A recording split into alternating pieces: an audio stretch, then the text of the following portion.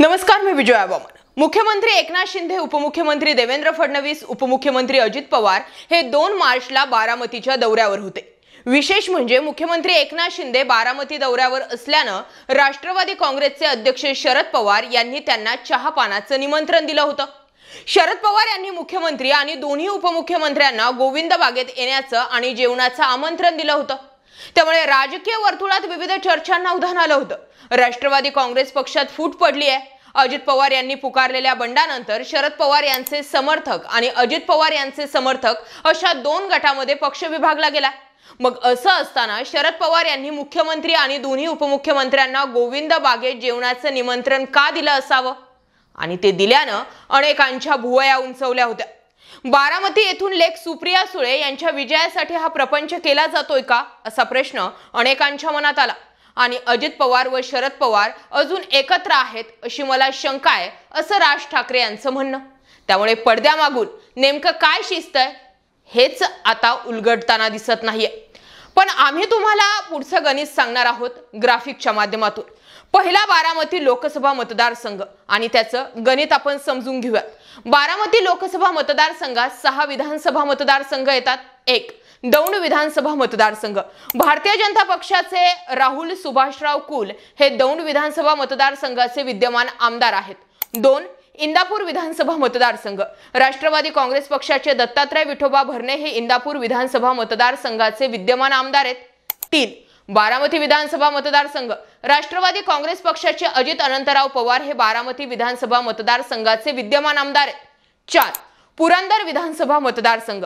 भारतीय राष्ट्रीय काँग्रेस पक्षाचे संजय चंदूकाका जगताप हे पुरंदर विधानसभा मतदारसंघाचे विद्यमान आमदार आहेत। 5 भोर विधानसभा मतदारसंघ। भारतीय राष्ट्रीय काँग्रेस पक्षाचे संग्राम अनंतराव थोपटे हे भोर विधानसभा मतदारसंघाचे आमदार आहेत। 6 खडकवासला। भारतीय जनता पक्षाचे भीमराव धोंडीबा तापकीर हे खडकवासला विधानसभा मतदारसंघाचे विद्यमान आमदार आहेत। म्हणजे सुप्रिया सुळेंचा पराभव 50-50 आहे, कारण 3 विधानसभा मतदारसंघ भाजपच्या बाजूने तर 3 विधानसभा मतदारसंघ शरद पवारांच्या बाजूने आहेत। यात जर का संग्राम थोपटे वेळेवर भाजपात आले तर सुप्रिया सुळेंचा पराभव निश्चित केला जाऊ शकतो। संग्राम थोपटे यांच्या नावाची चर्चा होती जेव्हा अशोक चव्हाण भाजपात आले होते, पण तसे सध्या एकनिष्ठ आहेत आणि भाजप सोबत येणार नाहीयेत अशी शक्यता। दरम्यान फडणवीस अजित पवारांना सोबत घेताना काय म्हटलेत त्यावरती एक नजर टाकूयात। अजित पवार यांना सोबत घेऊन आपण कोणताही बदला घेत नाही, कोणताही सूड उगवला नाही, आमचं तसं राजकारण नाही, आम्ही फक्त संधीचा फायदा घेतला। शरद पवार यांच्या आशीर्वादानेच या महाराष्ट्रात मुंडे विरुद्ध मुंडे संघर्ष पाहायला मिळाला। इतरही अनेक घराण्यात असे संघर्ष पाहायला मिळालेत। आता जर पवार विरुद्ध पवार हा संघर्ष होत असेल तर याला कालचक्रच म्हणता येईल असं देवेंद्र फडणवीसांचं स्टेटमेंट होतं। म्हणजे देवेंद्र फडणवीस यांनी बारामतीत ननंद विरुद्ध भाऊजाई हा हाय व्होल्टेज सामना होणार यावर जवळपास शिक्कामोर्तब केलंय। ज्येष्ठ नेते शरद पवार यांचा बालेकिल्ला अशी ओळख बारामतीत आहे। पवार यांनी राजकारणात पाऊल ठेवल्यापासून या मतदारसंघातून कोणत्याही राजकीय पक्षाला विजय मिळवता आलेला नाही। मागील लोकसभेच्या निवडणुकीत देखील या मतदारसंघातून उमेदवार उभा करत खासदार सुप्रिया सुळे यांचा पराभव करण्याचा जोरदार प्रयत्न भाजपने केलेला होता, मात्र तो अपयशी ठरला। 8 महिन्यांपूर्वी अजितदादांनी राज्यात सत्ताधारी असलेल्या शिंदे फडणवीस सरकारला जाहीर पाठिंबा देत सरकारमध्ये सहभागी होण्याचा निर्णय घेतला आणि त्याची बक्षिसी म्हणून त्यांना सत्तेत सहभागी करून घेतल्यानंतर अजित पवार यांना उपमुख्यमंत्रीपद तसेच मंत्रिमंडळातील महत्त्वाच्या खात्यांची जबाबदारी जी होती ती भाजपकडून देण्यात आली। हे सगळं बारामती हिसकावून घेण्यासाठी भाजपची रणनीती आहे। आगामी लोकसभा निवडणुकीत बारामतीच्या गडाला कोणत्याही परिस्थितीत सुरुंग लावून शरद पवार यांच्या उमेदवाराचा पराभव करण्याचा ध्यास भाजपने उपमुख्यमंत्री अजित पवार यांच्या मदतीने घेतला।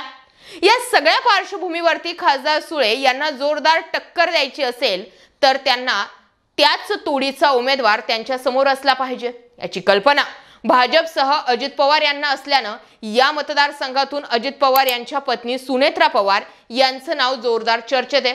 सुनेत्रा पवार यांनी देखील गेल्या काही दिवसांपासून मतदारसंघात जोरदार प्रचाराला सुरुवात केली आहे। त्यामुळे सुनेत्रा पवार यांची उमेदवारी बारामतीमधून निश्चित मानली जाते। एकीकडे हे सगळं नाट्यमय राजकारण महाराष्ट्र पाहत असताना महाराष्ट्राच्या राजकारणात आणखी एक ट्विस्ट येणं बाकी आहे की काय असा प्रश्न निर्माण झाला। त्यामागील कारणही अगदी तसंच आहे। राष्ट्रवादी काँग्रेस पक्षात फूट पडली आहे हे स्पष्ट आहे। उपमुख्यमंत्री अजित पवार यांनी नुकतंच आपले काका राष्ट्रवादी काँग्रेसचे अध्यक्ष शरद पवार यांच्यापासून वेगळे झाले आहोत असं स्पष्ट केलंय। पक्षात फूट पडून दोन गट झाल्याचं स्पष्टपणे दिसतंय। असं असताना शरद पवार गटाच्या खासदार सुप्रिया सुळे यांनी केलेल्या एका वक्तव्यामुळे महाराष्ट्राच्या राजकारणात नवा ट्विस्ट आलाय आणि राज ठाकरे हे बोलतात त्यांच्या बोलण्याला पाणी सुद्धा लावता येऊ शकतं। त्यांचे हे वक्तव्य महाराष्ट्राच्या राजकारणात अजून अनेक घडामोडी घडायच्या शिल्लक राहिल्यात का असं तर सुचवू पाहत नाही ना, असा प्रश्न निर्माण होतोय। सुप्रिया सुळे नेमकी काय म्हटल्या होत्या त्यावर नजर टाकूयात। राष्ट्रवादी काँग्रेस पक्षात फूट नाही आणि पवार कुटुंबातही फूट नाही।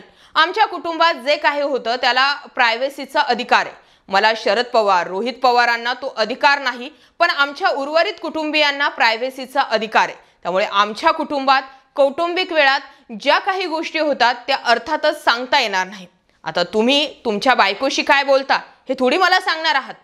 म्हणजे सुप्रिया सुळेंनी हे जे वक्तव्य केलंय त्यावरून बरंचसं कळतंय। सुप्रिया सुळेंनी निलेश लंके यांच्या संपर्कात तुम्ही आहात का असा प्रश्न विचारण्यात आला, त्यावर त्यांनी सविस्तर प्रतिक्रिया दिली।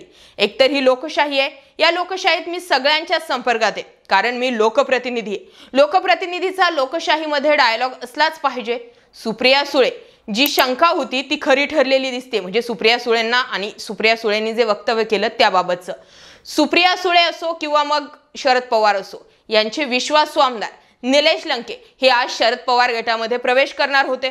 आजचा प्रवेश त्यांचा लांबला। दरम्यान यावरती शरद पवारांनी अशी सुद्धा प्रतिक्रिया दिली आहे की निलेश लंके यांचा प्रवेश होणार आहे की नाही याची मला काही कल्पना नाही आणि मी त्यांच्या संपर्कात सुद्धा नाहीये। निलेश लंके यांची ही लढत सुजय विखे पाटलांविरुद्ध आहे। निलेश लंके सध्या अजित पवार गटामध्ये आहे। आज अहमदनगरमध्ये मोठ्या शरद पवारांच्या उपस्थितीमध्ये निलेश लंके हे तुतारी वाजवून शरद पवार गटामध्ये प्रवेश करणार होते, पण ऐन मोमेंटला असं काय घडलं की शरद पवारांनी डायरेक्ट निलेश लंकेंचा विषयच फेटाळलाय।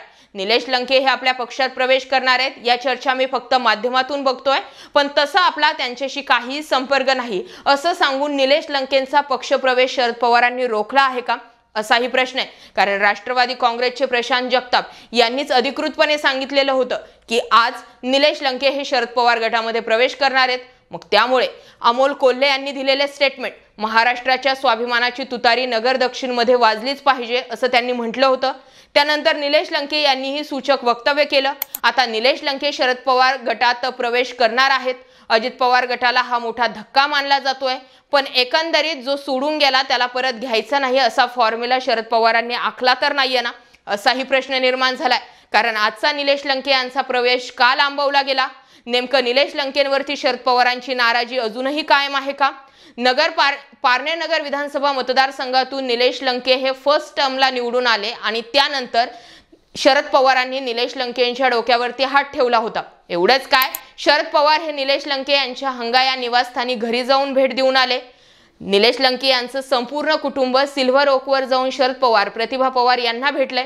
अगदी जीवाभावाचे संबंध होते आणि तरी सुद्धा निलेश लंके अजित पवार गटात का गेले याच गोष्टीचा राग शरद पवारांच्या मनात आहे का आणि त्यामुळेच आजचा पक्षप्रवेश लांबला आहे का असे अनेक प्रश्न जे आहेत ते गुलदस्त्यात आहेत। पण निलेश लंके यांचा जर आजचा प्रवेश जर झाला नाही किंवा तो जर रखडला तर मग याचा अर्थ असा होतो की अजित पवार गटासोबत गेलेल्या सगळ्याच आमदारांची इनकमिंग आता बंद करण्यात आली आहे का असाही प्रश्न निर्माण झाला।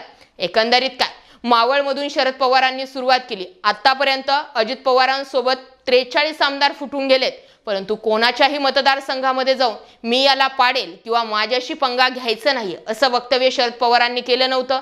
एवढंच काय, आपल्या पुतण्याला सुद्धा अजून अजित पवारांनी काही सुद्धा उल्लेखलेलं नाहीये। मग असं असताना मावळमध्ये जाऊन सुनील अण्णा शेळके यांनाच टार्गेट का केलं गेलं?